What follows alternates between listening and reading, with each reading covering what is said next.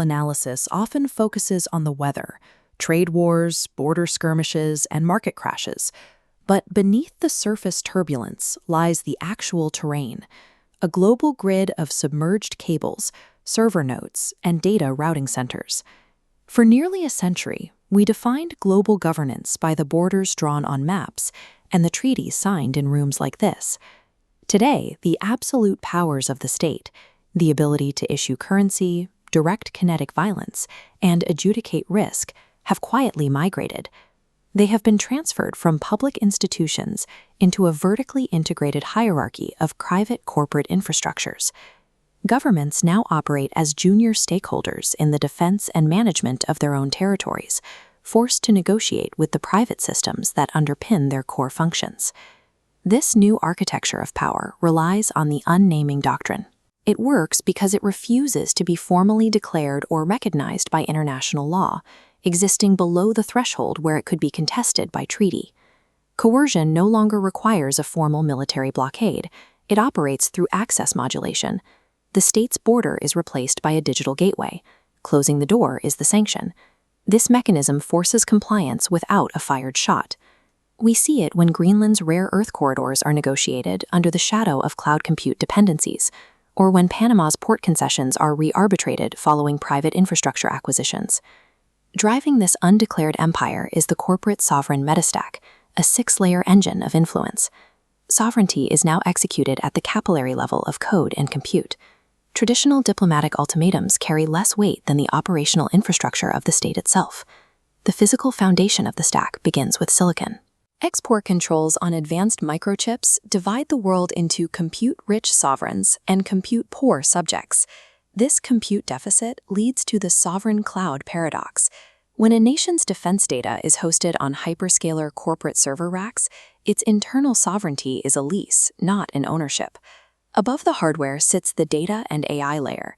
This layer executes linguist genesis as warfare, where the software itself defines the specific parameters of an enemy threat. Private data integration platforms, deployed within alliances like NATO and the IDF, ingest battlefield telemetry to automate target synthesis. The nervous system of the kill chain is now private property. When an AI dictates the target, the arbiter of international humanitarian law shifts from the elected commander-in-chief to the private software engineer. The fourth layer controls kinetic communication. Satellite internet arrays allow private firms to geofence battlefield connectivity at will. Toggling signal access for military terminals in the Ukrainian theater demonstrates that the monopoly on violence has been outsourced to a corporate whitelist. The fifth layer dictates settlement. While the SWIFT banking system routes funds through centralized, heavily sanctioned corridors, stablecoin protocols process tens of trillions of dollars across decentralized parallel rails. The capstone is the financial layer. Asset management platforms analyze and price $20 trillion in global assets through a single algorithmic lens. This is necro-liquidity, the power to decide which sovereign entities receive capital. Failing to match the platform's proprietary risk models can lead to compliance death. States submit to liquidity demands to avoid total structural collapse, as seen in Argentina's recent debt negotiations. These 6 layers form an emergent, coactive system. By integrating finance, compute, and kinetic targeting, the metastack holds a de facto veto over the survival of the modern state. Modern geopolitical strategy in the Global South is moving away from alignment with Washington or Beijing, adopting a paradigm of computational Pan-Africanism. To neutralize the metastack, the continent is building a Pan-African counterstack, replacing vertical extraction with a flat rhizomatic network. First priority, monetary decolonization. The Pan-African payment system severs reliance on SWIFT. Second, the African Union strategy shields data, keeping it under local governance.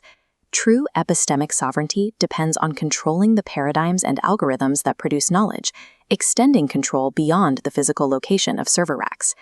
This counterstack relies on a strategic reversal of physical leverage, the mineral for compute swap.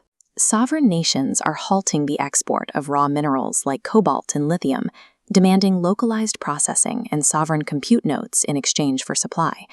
This inverts the unnaming doctrine. By quietly rendering the metastack's extraction unprofitable at the source, the counterstack succeeds without a formal declaration of conflict. Geopolitical power now resides in the structural competition between the corporate stack and the emergent Pan-African counterstack, redefining global governance from the ground up. This era demands verb-kinetic intelligence. Leaders must recognize that sovereignty can no longer be declared from a podium. It must be coded, built, and defended within the infrastructure itself.